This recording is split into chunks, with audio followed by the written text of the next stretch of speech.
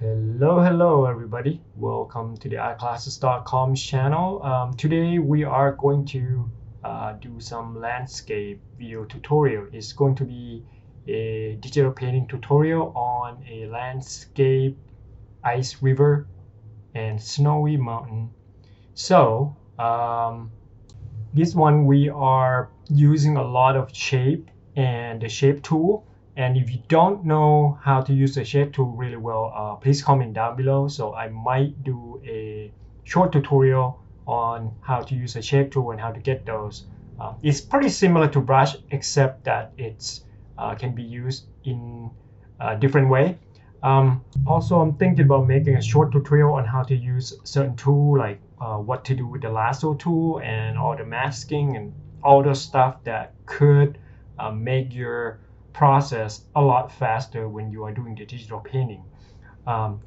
If you want to see those, please comment down below. And if you have any question, if this one go a little too fast for you, then comment down below. And if you're interested in more tutorial on digital painting or iPad painting, Procreate especially, I might do some other ones like Sketchbook. Let me know what you think down below. And Krita maybe. Just go to my channel and then you see a bunch more video there. All right, let's get started. Okay, so I start off with a blank canvas, a perfect square, basically maybe 2500 by 2500 pixel. And then I have a neutral, sort of a cool tone, because I'm painting a lot of ice and river. A lot of time if I'm doing character, I might use the warmer tone. But most of the time, I'll start off the background with the cooler tone, like the blue or the sort of toward the blue or toward the green, because those resemble the sky, basically. So I make another layer on top, then I'm just using some blue color, different sort of, I want a more saturated blue. So, and if you can see, I'm trying to get a more green color in the front. And then a little word toward the back, I use a bluer color. And then I get another layer, I get another pass again on the way back that use a lighter green or almost a turquoise blue. So the idea is that I'm trying to get a darker value in the front, and then I'm trying to make the back look further away and trying to so the further away object always, almost all the time, look a lot lighter. It depends. Sometimes there are exceptions, like the lighting. So on the horizontal line, there should be the lightest part of that value. As you come forward, then is going to be darker in terms of blue or in terms of green. And when you're making some environment, I'm not just coming up with these by myself. I have to look at a lot of reference and see what's out there, and using multiple reference and try to get those. And this one I made it like probably a year ago or almost 2 years, but I just have a chance to get a voiceover. Now I'm making another layer behind it and trying to get the shape of the mountain. So this mountain, they are going to be sort of a sharper mountain. So they're not like the round mountain like you see in the desert or in different region or different geography have different shape of mountain. So a lot of time when I do research on the ice, like if you look at Iceland or if you look at the Arctic, a lot of time the mountain will have a sharper edges and have a lot of sharp angle and all that. So this one I can't remember which one I was looking at, maybe some Iceland or something. So, and then I'm trying to get the color of the water similar toward that region also, because those they look really beautiful between the green and the blue. That kind of I'm kind of drawn toward those type of color with the snow, and it's give it like the dark mountain, the white snow, and the really saturated blue have a lot of appealing to me for some reason. I don't know if you guys like this sort of almost triadic color. Not really. It's more complementary because it's still blue and yellow, or blue and orange. Sorry. Now I'm making another shape, which is this one is on top of the blue because it's coming a little more forward. The other mountain is kind of a bit further out.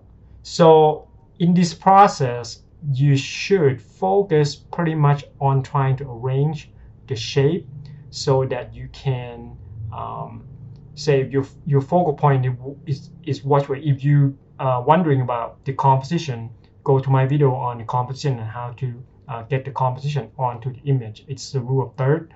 So I'm trying to get the shape of the mountain to point toward the focal point, but at the same time I'm trying to get the shape of the mountain so that it looks more toward the geography that I'm looking at, but I didn't have any reference open up here, so it's probably somewhere. Now we have basically 3 layers. One is the shape of the mountain up in the front, and one is the plane of the water, and the other one is the mountain in the back. So now I'm trying to rearrange, and I'm trying to think what kind of composition I am going to do. And this one, I am making it for Speed Paint group in Facebook. It's like a 30 minutes speed painting things, and a lot of people are there. And I kind of like on and off there, not posting regularly, but I should. I used to, if I have time in the morning, I'll post them. But nowadays, like in the morning, I'm using Procreate. So I didn't really quite get to my Photoshop, because Photoshop, I play with it all the time at work. So I'm trying to get better on Procreate. Once I get comfortable with it, then I might do some speed painting on Procreate. But we'll see if I have some time. All right, so now I'm getting the shape of the mountain in the mid. And if you can see, this one is a flip side of the final. So basically, I start painting it as the left to the right, but then in the end I decided maybe if I flipped it, it probably looked better. So now we got a mountain in the back, and if you look at the value of the mountain and the saturation of the color of the mountain, you can see that the one that are closer to us, which is the one on the right, has the darkest value, and also the more saturated, and the one in the middle, kind of like in the mid-range, and the one that are further away, it will be the lightest because of the all this atmosphere in the air, or and it's kind of, you want to give it a perception of depth. The things that are further away will be all lighter, and it will not be as clear or as sharp as the one in the front. And it depends on the day also how drastic the contrast would be. If you have an overcast day, then those are going to be, you're going to see a stark difference. But if you are on the bright, shiny day, you might not see that difference, but you will still see the perception. You see the difference between the value of the object that is further away and the object that are closer to us. And now I'm making a little tiny island, or some sort of a boulder or a rock, that formation that are in the front. And that one's a bit darker also, and a little more saturated than the one on the right side of the screen. And I have like a little rock formation around this big boulder. So the more reference sometime if you have a lot of if you've been looking at a lot of reference and you've been painting certain things a lot, you don't have to look at a lot of reference, because those are already in your archive, in your memories, and you can have this, you can draw it out anytime. That's why you see a lot of concept artists be able to pull those things off without looking at things, because they already like been doing, like the armor. If I have to do like a knight armor, then I probably would be able to do it without looking at the reference in terms of like the design, the material, and the certain aspect of the armor, or the ornation, or a lot of things. If you do a lot of things, it's all about repetition. The more you do it, the less you need to look at the reference, and then you can still find more reference to take it further and make it look better. So now I'm adding a snow, and that is on another layer, which is underneath the layer on that front rock and the mid rock. So because I want this ice or the snow, white snow, to be laying under the rock, or not under, but laying right next to the edge of the rocks. So I'll be able to create those the ice that are connected to the land. You see what I mean? So it's kind of easier when you have, because the ice will be on the lower part, so it would be easier to kind of make the ice and snow around the edge of this shape that I already paint on top. But this mountain are probably going all the way down to the water, but the way you paint it, you don't really have to paint it all the way down. You just have to kind of plan ahead sometimes, or all the time, not sometime, I'm sorry. Try to plan ahead of what you're going to paint, and the more experienced you are in terms of planning ahead when you're painting, will be a lot better and will make your work a lot faster. So now I'm using a lasso tool and create those ice patch in the back and snow patch. And now if you look at it, I have pretty much all the shape that I need to go on, and now I can add the finer or the subtlety of the detail for each ice patch, like maybe a little ice, or maybe the snow on the mountain, and some other detail that will kind of give this scene a more natural how it should look, right? Give it some lighting, or give it some fog, or something like that. But as for the shape and the composition, now I think it is how I wanted it. So let's see here. A lasso tool is a pretty good tool. Instead of just going in and painting on the surface of it by itself, sometimes the edge that you get is not as sharp. But if you want a certain sharp edge, or you want a certain shape to be super sharp and have a really clear cut of, because it's an ice sheet, right? So if it was something else that has a little more softer edge, then I might just paint it or use some other brush. But for the ice sheet, or for certain object like a grass patch with the path to walk on, you can also use the lasso tool to help create those hard edge, so you can see the hard line and the difference between the ice sheet and the water. And now I am cleaning up and trying to break up some of the ice on the edges, so it looks like some of it are like melting and kind of breaking away. And without the reference, I probably wouldn't know, or sometimes there are things that you kind of miss. So you have to look at the scene in photography or in documentary and see how things look in nature, so you can actually paint it as and kind of communicate with the audience that this is the scene, and you can feel the coldness or the freezing cold of this scene with the color alone. And if you don't look at the reference, you might miss something, and it might not speak as accurate as it should be. All right, so now, like I said, all the shapes are there. Now I'm just trying to adding all the detail and all that onto the image. And usually when I start painting, I start really small, so I can get the clear shape. And now I'm using clipping mask. Just create a new layer and hold Alt on top of the layer that you want to work on. And now I'm using a shape tool. So the shape tool, I have a bunch of shape tools that I make a collection of.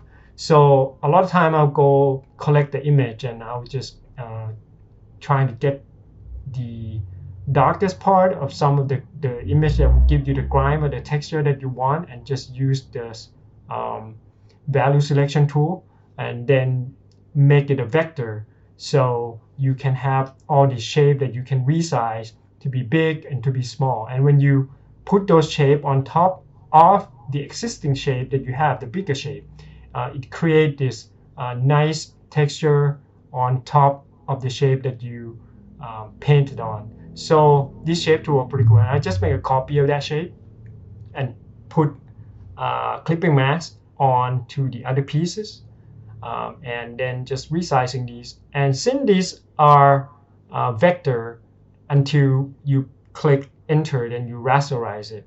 And a lot of time, if the size are not that much different, you can still make it rasterized and it will be pixelated, but you won't be able to notice them. Then once I have all this shape, then I can go in and you want to edit those shapes, you have to rasterize it. Then I can go in and delete it and making some nice shape on top of this shape with the stark different in colors. So you can make it look, you can make it really quick, and it looks super cool without having to do much to it, because there are all these tools in Photoshop that are available to you that you can make your work a lot faster. And if I have to go and paint it, that would take me ages, and sometimes it might not even get that nice grime or tiny little shape. So these textures are pretty hard to handmade, or it would take you a lot of time. But when you can duplicate it and rearrange the shape, and using the modify tool to kind of tweak the shape, and sometimes you can even give it a perspective on those shape and make it, or warp it to make it go around the object, right? So all these tools are pretty useful, and all these tools are pretty awesome when I have to like put on my concept work and all that, right? So if you want to know how to make the shape tool and you want me to make a tutorial on those, please comment down below. And if I see enough comment, then I'll probably make a tool on it. And also like tool or lasso or anything else that you think you might need to know on what the tips and tricks. So I just keep dragging those shapes and clipping mask on those existing shapes, so the texture on top of those, and then I'll just use eraser tool to erase them to get how to get this texture to work on the surface of the shape, and to give it an illusion of form on top of those flat shape, right? Then what you can do more, I could, if I wanted to have more form, then I could do some additional directional lighting on top of those, and then you see a lot more form. But for now, it just works as it is. I don't have to do much to it, because in this scene is an overcast. And a lot of time I like to work small because I want to see the overall image. And these are a pretty quick painting, so they're not as detailed or as refined as the tight work, right? So these are pretty loose. So I like to kind of keep it sort of small, and that's why you like some you like can you please zoom in? Like if I zoom in, I probably wouldn't be able to make them as how it looks as now. But eventually, at some point, I will zoom in because I want to kind of go on to some spot and get the tiny detail. But I paint like this, and it's a lot faster when I can see the overall picture from that far away. And then I'm using a soft brush to add some cloud or some ice dust, I don't know what it's called, in the back, maybe some snowstorm or something in the back, some little things, probably some humidity form, or cloud or fog or something in the back. I kind of run out of words. All right, now we basically almost to the end of it. I'm just adding a little more soft white color, maybe 10 to 20%, to give it a little more perception of depth, because there probably be some steam, or not steam, but some humidity or fog coming off from those water, and it would push the rock or the boulder or the island on the left side further away from the one on the right side.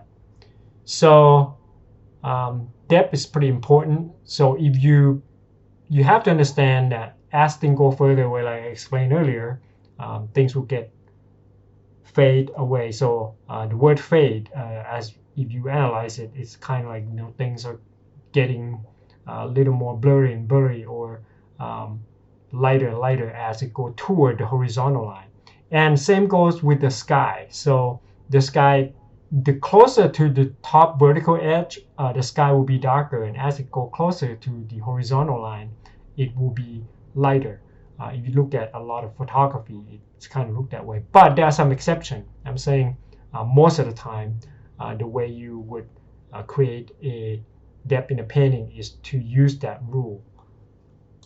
And if you are new to this type of painting, or you're new to digital painting overall, or if you've been doing it for a while but you're not, don't know how to use a lot of tools in Photoshop yet, you can go to my website and download the ultimate digital painting for beginners, right? And they have like 10 chapters, 20 chapters. So there's volume 1 and volume 2. So if you download those, you get all those collection, and then you can just keep watching them, and I'm pretty sure you improve upon your knowledge on how to arrange a painting, and how to do a character, and how to create a depth, and how to create a composition. So I have from step by step, explaining easy from the beginning, from what you don't know anything. And if you keep watching those tutorials, I'm pretty sure you'll get further ahead somehow into a certain point. And if you want to take class with me, then you go to theartclasses.com and just click on those link that say the class. Then you probably find a form that you can fill in, and I will just take a look at them. If I have a spot open, then I'll take up on it. All right, so now I'm flipping the canvas. As I said, I'm trying to create all these lines using all these Lasso Tool, and now I'm opening up a reference for the Viking boat, because I thought maybe I should put the Viking boat on there so it would kind of fit with the scenario, right? And like I said, reference is your best friend, because I don't think I've ever painted a Viking rowboat or something. Then I have to take a look at it to see what it's made of and what color it actually is. I think this is Viking. If I'm wrong, then somebody correct me down in the comment. So I'm gonna add those both, or chips. I'm not sure if it's big enough to be a chip, maybe. So, but right now I'm trying to get this ice to look how I want it, because I want some ice to be kind of floating and almost melted, so the color would be kind of faded a lot more than those white spot or white planes. Now, let's see here. I am going to, okay, here's how I'm making a shape tool, right? So I'm making another layer on top of this photograph, and I'm just creating this shape on top of it. And this is going to be a different type of shape tool, because this shape tool are on for the specific purpose. It create for this illustration purpose only, right? So if you're going to use this shape tool again, then it will only be both. But there's the shape tool that I used previously. It will give you a texture of maybe the foam of the ocean, or the texture of the mountain, or the texture of the snow cover the mountain. So those are different type of shape tool. So same as brush. Sometimes you can use brush as a stamp for maybe a figure that you put on a lot of environmental art, like you see a figure having a cloth and hood and holding a staff, or a figure with the soldier holding a gun or something like that. So those are there's a different category for this brush or the shape tool. And you can also make brush, but the shape tool will go further, because you can resize it to however you want it, and the texture, if you use the brush for the huge area, then it might get pixelated. But for the shape tool, there are vector-based So you can go as large as you want, and when you resize it, it will maintain those crispiness. And now I'm making another shape tool for this Viking boat, and the reason I make two, because I want them to have two different angle. One of them you can see it from the side view a little more, and this one you can see it on the front view a little more. But during the time that I make this, I'm not sure if it will fit the perspective of the image. So as I use this shape tool onto this image that I paint, I might have to paint over it a little more to give it a more suitable perspective, or to give it a more correct perspective as when I put these two boats or these two ships down on to the image. So when you use this tool or whatever tool, put the character on or put the object onto the scene, you have to know perspective, because without the knowledge of perspective, it will be pretty hard for you to make a convincing background. And again, on my Ultimate Digital Painting Tutorial, Volume 1 has the perspective lesson in there also, and anatomy and the portrait. Just go and take a look at them, and you might find them pretty useful. So perspective are hard in the beginning, but as you do more, then you will finally get used to it, and you don't have to draw every single line all the time. You can just make a guesstimate or an accurate assessment of how to put the object. Once you know where the horizontal line is, and once you know where the line that go into the vanishing points are, then pretty much you're going to be able to make a good judgment call on the perspective without having to going in there and try to draw the line every single time. But for the complex stuff, like the complex architecture and the buildings and all that, those I would recommend drawing the line to get the precision on those architecture stuff, because it's going to be pretty hard if you just kind of guessing with those things that are man-made. Those are hard, and building with architectural stuff, those are, you're going to have to draw the perspective line and measure everything, because otherwise you can get the door size wrong, and if you have windows, then you're gonna have to know how to measure how far apart each window are, and if the window are on the same size, right? Because as the window is in the same size, you're gonna have to kind of measure how big, how wide, and as you go into the perspective, how small will it get, and the spacing and all that. So yeah, you're gonna have to know all those. And again, the Ultimate Digital Painting Tutorial will help you with that. You can check that out. Shameless plug. All right, so now I have these three ships, or three boats with three different sizes, and the reason I make them three of them, because I want to give it a perception of depth by giving it a different size. So the one that are closer to you is going to be bigger, and with the repetition, you can create an illusion of a depth, right? So as it go further, it will get lighter and smaller, and the object with the same shape will easily convincing you that this actually has depth into this, or this actually have so your eyes will kind of read it, and it will read as, oh, okay, that one's go further away. It's not just a flat picture. It has the three-dimensional space. And once I put those shape of those both down, I still have to like paint on top of it. So I'm creating a clipping mask for each. Then I'm just painting over with the lighter color or darker color, and then put some appropriate detail onto the boat. And as you can see, I zoom in a little bit, maybe just one step in, but not quite a lot. Unless if I'm going to put people in there, then I'm just going to zoom in a little bit more. But every time if I zoom in onto the certain area of the canvas, then I'll have another window open up which show me the whole picture, so I don't go too far in terms of value, in terms of colors, so nothing's off. Sometimes you see that sometimes you zoom in, then you work on a certain area, especially the beginner, you will tend to go too far on a certain area, and when you zoom out, it's like, oh, it doesn't look like it's fit the whole pictures.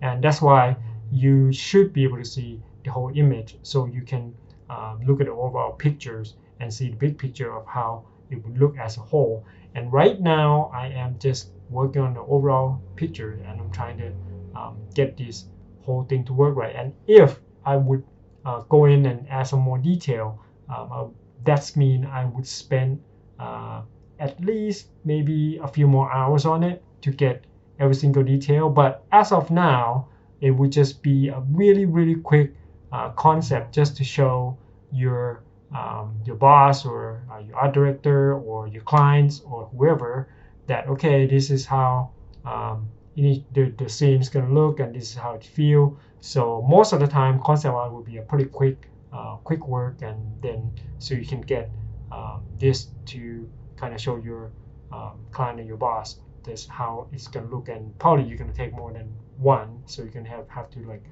do research in the whole area, and you might have like a group of concept, especially on environment. But illustration or key visual might be different than the concept art. So there are different level of art that you would go. Concept would be pretty quick. Then you have the key shot, which is in film, you're making a key shot moment. So when you're making a key shot from the storyboard, then you're gonna have to spend more time on it, especially you have to get the texture right, the character right, or all the lighting has to be pretty accurate. But sometimes you can work on these concept, then somebody will go take it and try to make a mock-up in 3D and set up the lighting, so you can have those nice big shape with the more accurate lighting, and you can take those into the Photoshop, or you can go in and set up the camera and shoot whatever the size you want to, the angle you want to pick from, and then you work on top of those 3D objects, and those are going to be another level of refinement of the concept art. So now I'm adding paddles. Those are necessary if you have boats, and then I just keep making copy of those paddles. And now you see I zoom in and I try to rearrange the paddle so that it has a different angle, as if somebody was rolling on them. So those are tiny little subtlety that you need to add on to your painting a lot of times. And the more you paint, the more you know what to add, and the quicker you can think of, okay, what else to add. But if you haven't painted certain stuff a lot, then you might not know, like, okay, in the jungle, what do you supposed to have? Maybe certain kind of plants that you would have in a certain area, some vine or some big thick plants, some moss. But in the forest, you probably have different type of plants, and different geography. You might have a different kind of trees. Also, some trees are growing wide, and some are growing vertical. So all these things are really important for you to know and do research when you want to do concept for the environment.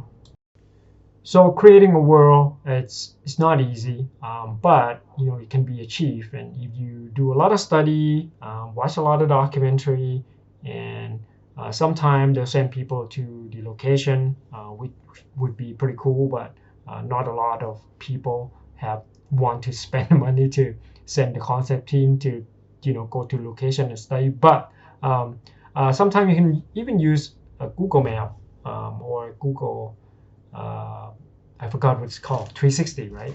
You can go around and look at a certain location and how it is, and then you can view the area, right? So that would be a good way to do some study of certain things. And then when you look at the plan, you can Google the plans. So Google, and nowadays it is very easier to find reference material for all kind of things that you want to see. So it's not like back in the day that you can, okay, I've never seen that area, so I might have to guess what the snow look like, or what's the water in those colder area looks like. So the water in the colder area would be different than the water in the tropical area, right? And the river would be different than the ocean in terms of color, and it depends on the time of the day. So all these things are pretty important when you're trying to create your concept art. Reference is your friend. So always reference, always study, and especially nowadays, a lot more concept artists are pretty knowledgeable about a lot of these location and area because they do a lot of research. So you probably want to do your homework before you start doing. If you want your art to be really well presented, that would be my 2 cents. All right, guys. Well, I guess this is it, and I hope you enjoy these tutorial. It's not quite long, but quite a bit long, and this is the end of it. And if you like the video, please click thumbs up, and you can comment down below if you want to see what type of tutorial you want to see, or you want to see, like I said, how I use a certain tool to create certain things, and how to plan ahead on your painting with thought process and all that. All right, guys, just post something that I can get my hands on, and I'll see you next week or Sunday. There'll be more Procreate tutorial. I hope you enjoyed this one. I'm just adding some birds. All right, have a good day. Bye-bye.